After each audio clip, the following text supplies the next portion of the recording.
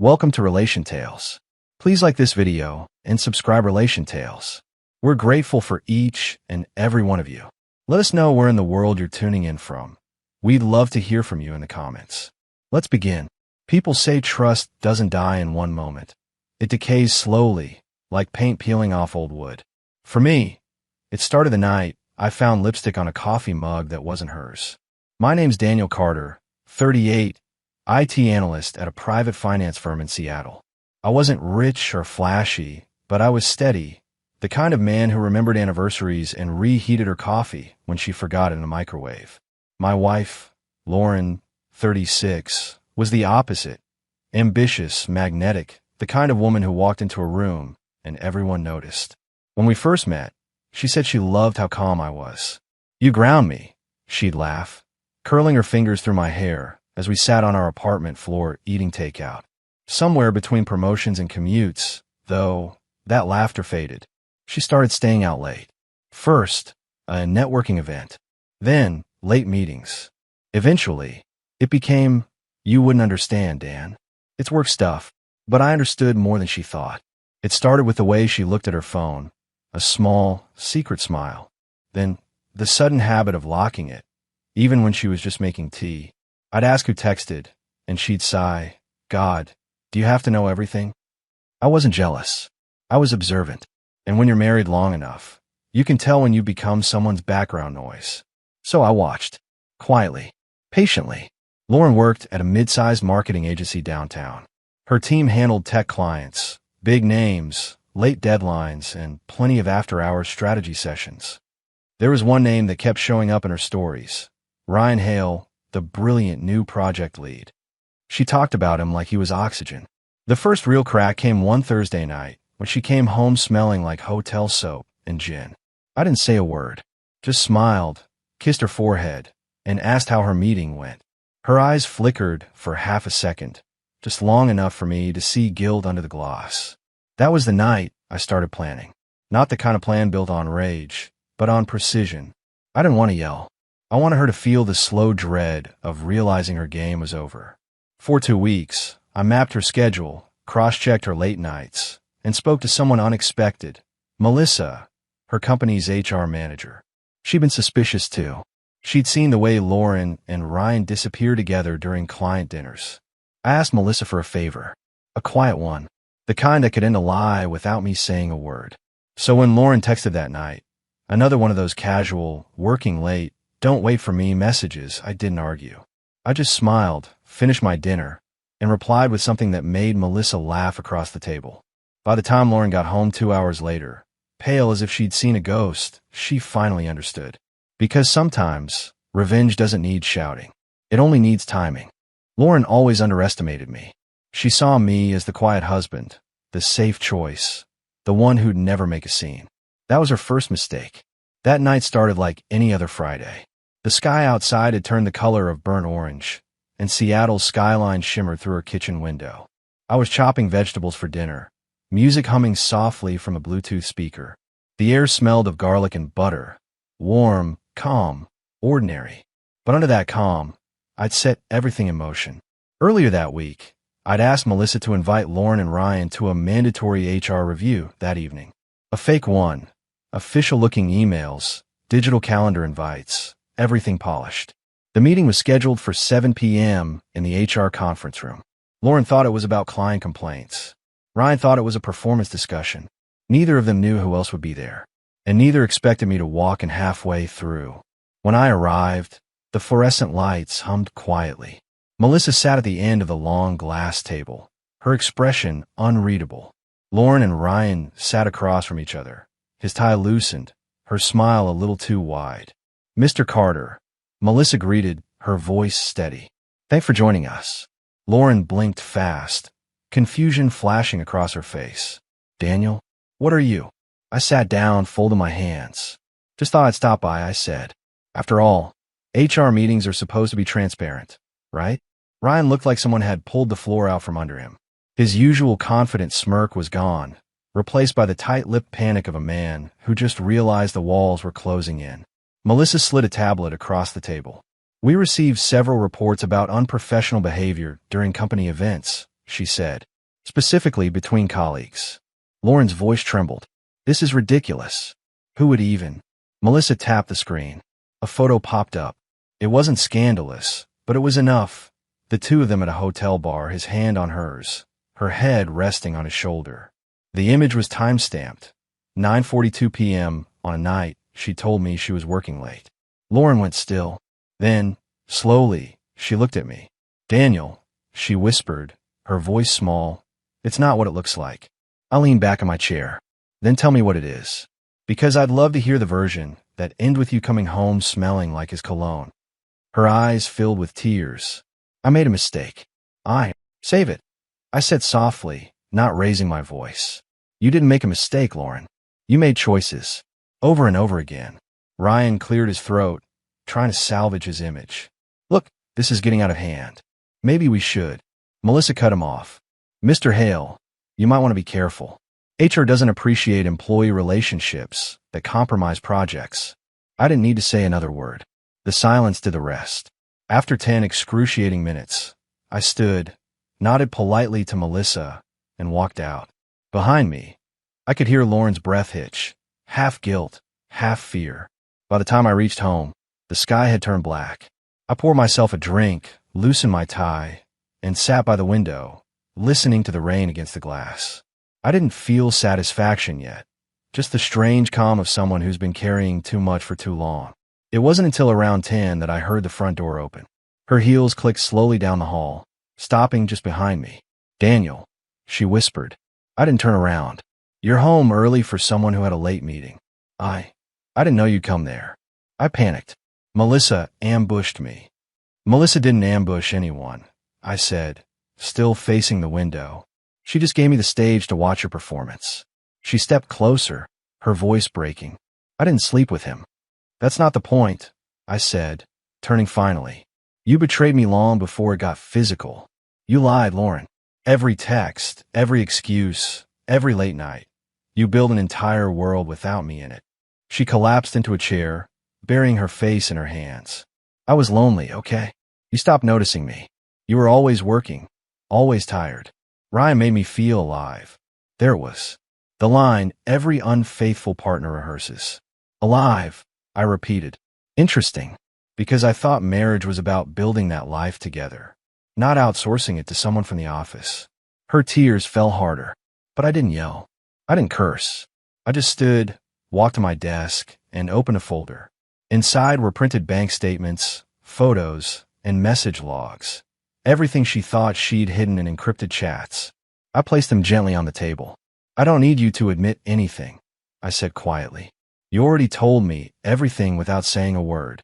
She stared at the evidence, shaking. What are you going to do? I smiled faintly. Nothing dramatic. You'll keep your job for now. But Monday morning, your HR department will receive your resignation letter, typed and signed by you. You'll move out by next week. And Ryan. Her eyes widened. What about him? He's being transferred, I said, my voice cold but calm. Somewhere far from here. Turns out HR doesn't appreciate conflicts of interest. Her lips parted in disbelief. You planned all this. Every second, I said.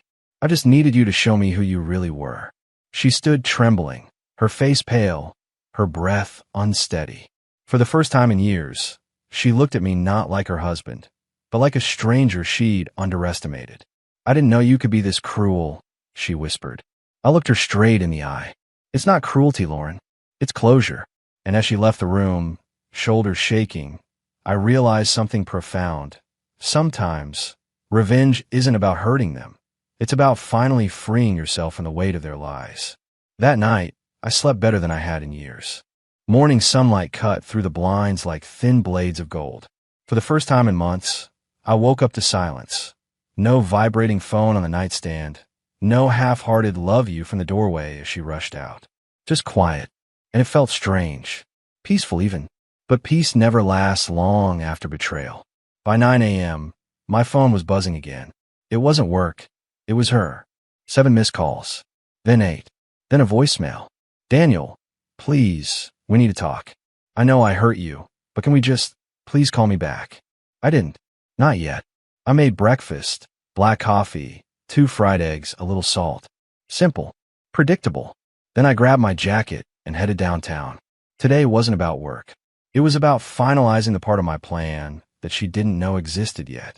The night before, after she'd gone to bed in the guest room, I'd made one more call to a man named Cole Jennings, an investigator who specialized in digital forensics.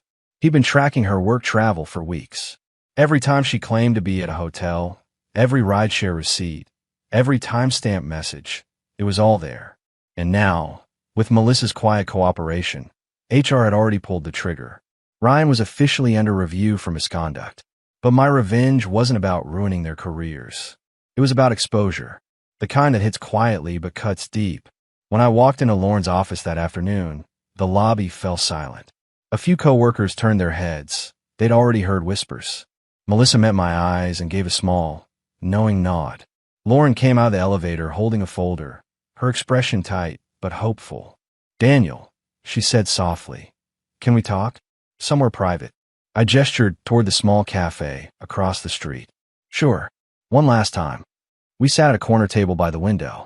Outside, the city buzzed. Inside, it was just us, the ghost of what we'd been and the ruin of what we became. She took a deep breath, tears already welling up. "I know I don't deserve forgiveness, but you have to understand, I didn't plan for any of this to happen. It just happened." I interrupted quietly. "Like forgetting an anniversary? Like dropping a glass? Affairs don't just happen, Lauren. They're built choice by choice." Her lips trembled. "I was lonely, Daniel. You became distant after your promotion. You stopped looking at me like before. I felt invisible." I let her words hang there. She wasn't wrong. I had become quieter, more withdrawn. But the difference was, I didn't cheat. I faced the silence. She filled it with someone else. "I was invisible to you too," I said finally. "You just didn't notice because you were too busy creating a life outside ours." She reached across the table. "Please, don't end us like this. I'll do anything, therapy, counseling, whatever it takes. I can fix this." I pulled my hand away. "This isn't about fixing it, Lauren. It's about accepting that it's broken." Her eyes flooded again. "You can't just erase 9 years." "No," I said, "but you did the moment you started lying." That's when Melissa entered the cafe, right on cue. She carried a brown envelope and gave it to Lauren. "I think this belongs to you," she said calmly. Lauren opened it, and her face drained of color. Inside were printed screenshots, location logs, even security footage from the hotel lobby. Everything, every lie she'd told now sitting in her trembling hands. Her voice cracked. "You, how did you even?" Melissa gave a small shrug. "Company property. We protect our people, Mrs. Carter. Even the ones who don't realize they're being taken advantage of." Lauren buried her face in her hands. "Oh God." I stood up, my tone quiet but final. "You don't have to worry about HR firing you, Lauren. I already sent in your resignation. Melissa just brought you the paperwork." She looked up in shock. "You can't do that." "I can," I said evenly, "because the board already approved it. Turns out, when your husband provides undeniable proof of misconduct, they move fast." Melissa gave me a polite nod and stepped out, leaving us alone again. Lauren sat there shaking. "You've destroyed me." I leaned forward slightly. "No, Lauren, you destroyed yourself. I just stopped pretending not to see it." She didn't argue. She just stared at the envelope, her hands trembling so violently the papers nearly slipped from her fingers. That evening, back home, the house felt empty, but lighter somehow. The wedding photos were still on the wall, smiling versions of two people who no longer existed. I packed them away carefully, one by one. As I was finishing, I heard a soft knock. It was her again, eyes red, voice fragile. "I'm moving out tomorrow," she whispered. "I just wanted to say goodbye properly." I turned to face her. "Goodbye doesn't need an explanation, Lauren. Just honesty." She nodded weakly. "You really hate me now, don't you?" I shook my head. "No, I pity you. Because you threw away something that would have lasted forever, for something that barely lasted a season." Her lip quivered, and for a moment, I saw the woman I'd fallen in love with, the woman before the lies, before the secrets. But that version of her was gone. She took a shaky breath. "Will you ever forgive me?" "Maybe," I said after a pause. "But not today." She nodded slowly, wiped her eyes, and left without another word. The front door clicked shut. I sat on the couch, staring at the quiet house around me. There was pain, yes, but also peace. The kind that comes when you finally stop fighting for someone who stopped fighting for you long ago. As the night deepened, my phone buzzed again. A message from Melissa. It's done. HR circulated the notice. Both positions vacated. You're free. I smiled faintly, set the phone down, and looked out the window. The city lights shimmered against the glass. Lauren might have left me broken for a while, but now I was rebuilding, stronger, sharper, and finally free. A week later, the house didn't feel haunted anymore. The air smelled of fresh paint and new beginnings. I'd cleared every trace of her, every framed photo, every souvenir from vacations that now felt like scenes from someone else's life. The silence that once cut like a knife had become something different now. Freedom. Lauren moved out quietly. No dramatic tears, no shouting in the driveway. Just a moving truck, a few boxes, and one last envelope she left on the kitchen counter. Inside was a short note in her handwriting. You were right. I made choices I can't undo. I'll carry that forever. I didn't feel triumph reading it. Just closure. Sometimes, revenge doesn't roar.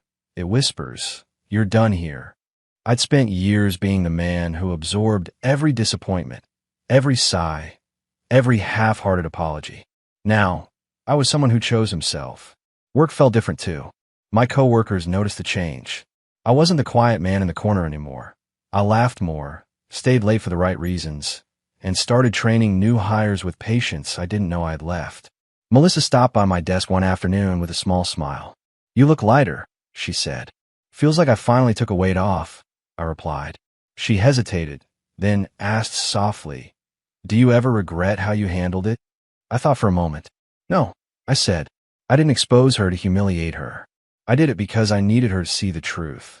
Sometimes the only way to end manipulation is to shine a light on it. She nodded slowly. You did it with grace, Daniel. Most people don't. Grace. That word stayed with me. Revenge wasn't supposed to look graceful, but maybe it could. Maybe justice could come quietly, wrapped in dignity instead of rage. That evening, I stopped by a small restaurant downtown, one Lauren and I used to love before the lies began. I expected it to hurt, but instead, it felt cleansing. I sat by the window, ordered her favorite dish, and let the memories drift through like passing clouds. While I waited for my meal, a soft voice broke my thoughts. Mind if I join you? It was Melissa. She smiled lightly, holding her coffee. Only if you're buying dessert, I said with a grin. We talked for hours, about life, about trust, about second chances. She wasn't a romantic rebound. She was someone who understood pain without pitying it. For the first time in a long time, I laughed without forcing it. By the time I walked her to her car, the city lights had softened, and the air smelled of rain and renewal. Daniel, she said before getting in, don't let what she did make you afraid to love again. I smiled faintly. I'm not afraid, I said. I'm just learning to love myself first. She nodded and drove away, leaving me under the soft hum of streetlights. 2 months later, I got an email from a mutual friend. Lauren had resigned from the industry entirely. Rumor had it she'd moved back to her hometown, trying to start fresh. Ryan? He'd been fired from 3 jobs since. I didn't feel glee, just peace. The world had balanced itself without me lifting another finger. That night, I stood on my balcony, watching the city lights stretch out like veins of gold. I realized revenge wasn't about breaking someone else. It was about rebuilding yourself so completely that their betrayal loses power. Lauren's lies had burned my world down, but from those ashes, I built something better. Not bitterness, not revenge, freedom. And as I turned off my phone and stepped back inside, I whispered to myself, quietly, finally, I'm home.